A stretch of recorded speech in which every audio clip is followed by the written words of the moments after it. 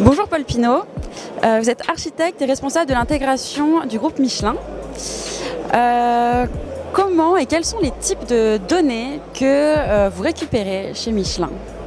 On va travailler avec tout type de données chez Michelin. Il faut bien comprendre que Michelin, on est un fabricant de pneumatiques, mais on est aussi un distributeur de pneumatiques.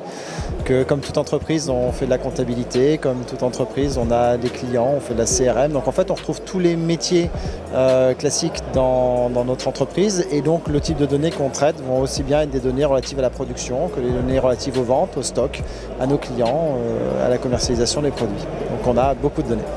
D'accord. Et comment vous stockez ces données? Vous passez par le cloud? Est-ce que le cloud a une part importante chez Michelin? Le cloud a une part qui est croissante en tout cas chez Michelin. Il faut déjà savoir que Michelin a outsourcé son infrastructure et donc sorti ses données au début des années 2000. Donc quelque part le premier pas dans le cloud on l'a fait il y a déjà très longtemps. Et depuis on est en train de se transformer en suivant le marché et donc en passant de ce mode à outsourcing à un mode d'informatique hybride. Et on se tourne aussi vers le cloud au travers des SaaS de façon de plus en plus importante. Donc c'est quelque chose qui est en pleine accélération chez nous. D'accord. Et le cloud que vous utilisez, c'est un cloud privé, du coup, public? Vous voulez plutôt hybride? Vous êtes sur quel type de cloud, si vous pouvez le dire? Alors on a un petit peu de tout en fait comme type de cloud, puisqu'on a un cloud privé, celui qu'on a historiquement au travers de nos opérations d'outsourcing. On a du cloud public, puisqu'on travaille avec des cloud providers qui sont parmi les leaders et qui sont connus. Et puis on a tout ce qui est SaaS, qui lui-même est hébergé sur des clouds publics. Donc on a l'ensemble de tout ça.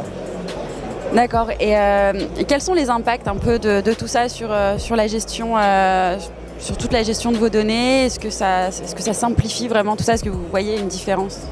Alors moi je vais parler surtout de ce qui me concerne, c'est l'intégration. Et dans le cadre de l'intégration, c'est un changement qui est assez radical, puisque le fait de passer sur le cloud, en fait, ça change tous les modèles qu'on avait précédemment, qui étaient plutôt des modèles d'intégration à l'intérieur de nos data centers, d'intégration on-premise, qui là deviennent des intégrations hybrides, voire des intégrations cloud à cloud. Et là, ça change fondamentalement la façon de travailler, ça change fondamentalement les outils qu'on utilise et les technologies qu'on utilise.